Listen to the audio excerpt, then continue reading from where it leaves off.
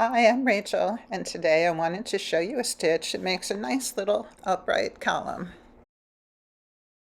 I'm going to start with a row of single crochets, and then we're going to do a chain 2 turn and work a half double into that very first stitch, so we're not going to the second one there, and then close that off with a chain.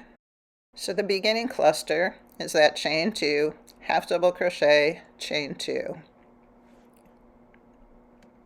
Now this stitch was meant to separate other complex stitches, so I'm going to throw a shell in between the columns just to give you an idea, but it really could be any stitch you want in there.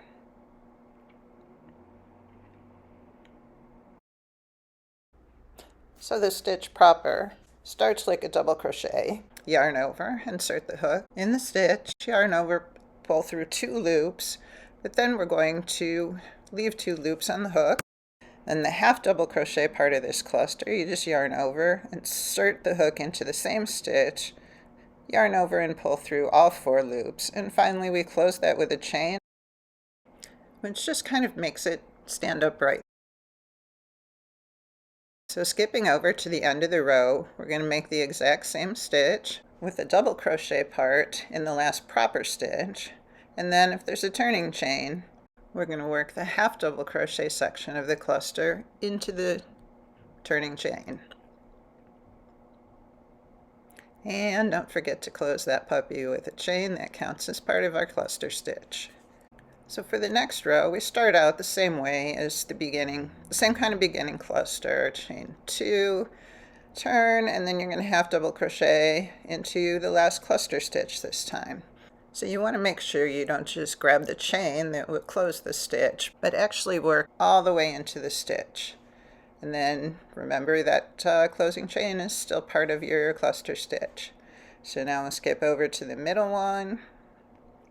And we're just going to do the same thing as before, work right into the cluster stitch, not the chain above, but into the stitch, and work your double crochet part, leaving 2 loops on the hook, and the half double crochet part where you pull through all the loops and secure with a chain. And you can see now how the stitches kind of stack up on top of each other to make a nice column. So skipping to the end of the row, we start the stitch in the half double crochet that made up part of the beginning cluster for the last row, and then we work the second part of the stitch into that turning chain that was the first part of the cluster, that beginning cluster of the previous row. Yes!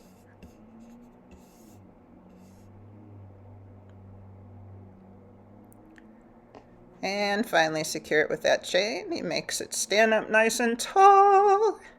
So that's what it should look like on the end. And now I just wanted to give you a quick look of how this turned out in a project I did recently. Thanks for watching, and I hope you have as much fun with this stitch as I did.